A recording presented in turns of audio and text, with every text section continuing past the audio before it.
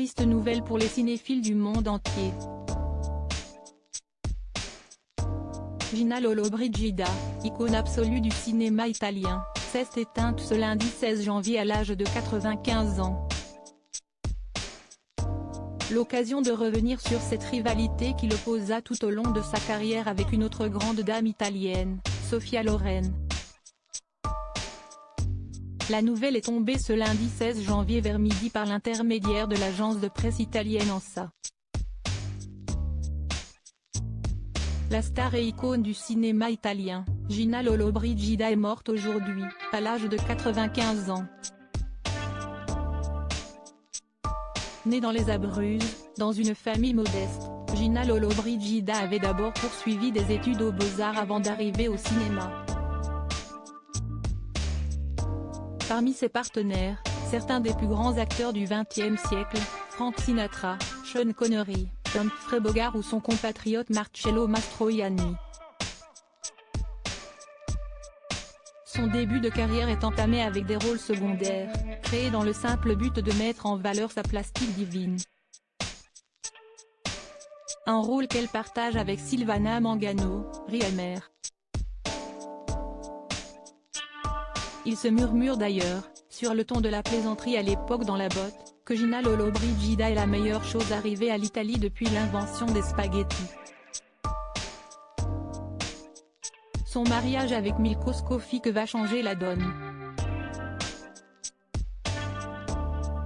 Son époux, médecin, devient son agent et c'est lui qui lui permet d'accéder enfin au premier rôle qui la font entrer dans la légende du cinéma.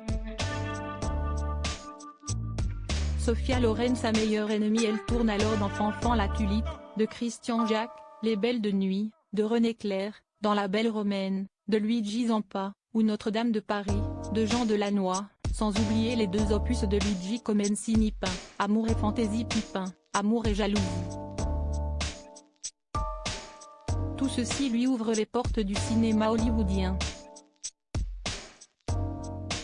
Mais c'est alors que Gina Lollobrigida tombe sur un os.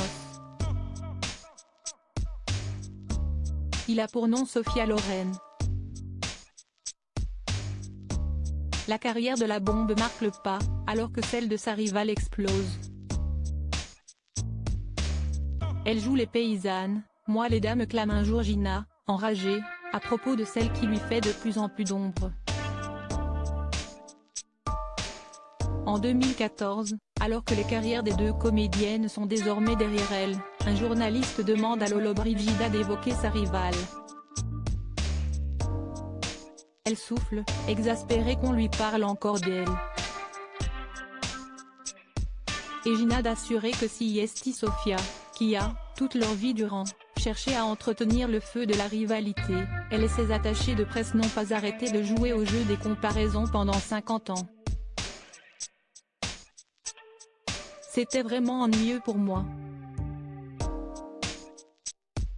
J'en avais assez, mais même quand elle a changé ses hommes de confiance, elle a continué à agir dans ce sens, s'est-elle agacée ajoutant, on est différentes.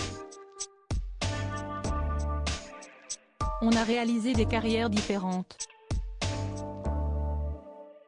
Je voulais plus que tout être une artiste et avoir une carrière au top niveau.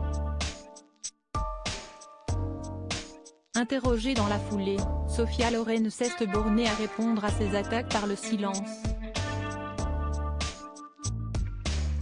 Elle perd sans doute aujourd'hui celle qui aura été sa meilleure ennemie.